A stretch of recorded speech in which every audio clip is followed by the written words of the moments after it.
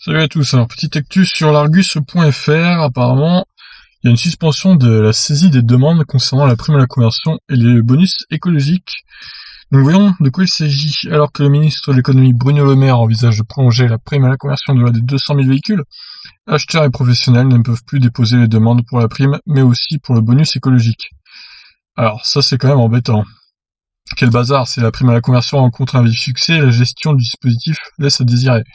Preuve en est, la cacophonie sur les chiffres de comptage du quota des 200 000 véhicules. Le 29 juin, la CNPA et les ministères concernés annonçaient que 60 à 65 000 primes avaient déjà été accordées, soit 25% du quota environ.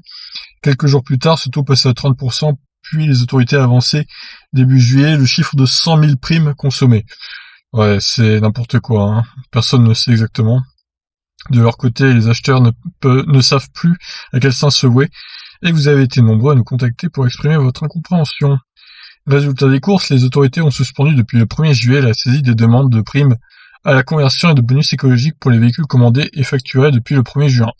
Par conséquent, elles invitent à renouveler votre demande comme suit. Un dossier bonus écologique à compter du 17 juillet 2020, un dossier prime à la conversion à compter du 31 juillet 2020, un dossier bonus écologique et prime à la conversion à compter du 31 juillet 2020. Officiellement, le ministère de la Transition écologique le justifie par des évolutions en cours concernant les modalités de calcul. Bref, le système de comptage du quota des 200 000 véhicules est hors de contrôle, et sans un chiffre précis, il sera difficile d'annoncer la date de la fin du dispositif qui doit être acté par un décret. Fin de l'article. Ah non, pas fin de l'article. Ah non, pas du tout fin de l'article en fait. La grande question pour les bénéficiaires des aides à l'achat est de savoir comment seront pris en compte les dossiers lorsque le téléservice sera à nouveau opérationnel.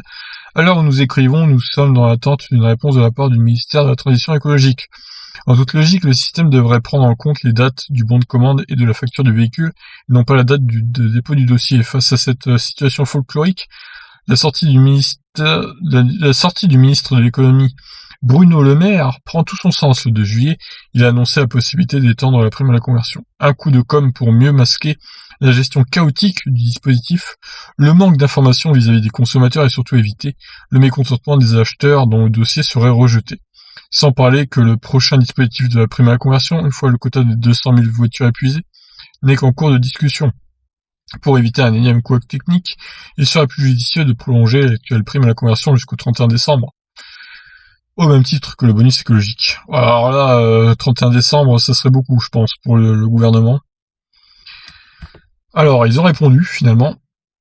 Le ministère précise que c'est la date de facturation du véhicule ou date de versement du premier loyer dans le cas d'une location qui détermine l'éligibilité à la prime à la conversion et non la date de dépôt de la demande. Néanmoins, les véhicules neufs qui ont été commandés avant la publication du décret mettant fin au barème de prime du plan de relance pourront bénéficier de la prime à la conversion dans les conditions du plan de relance, sous réserve d'être livrés et facturés dans un délai de 3 mois après la publication du décret. Oh là là, c'est vraiment compliqué.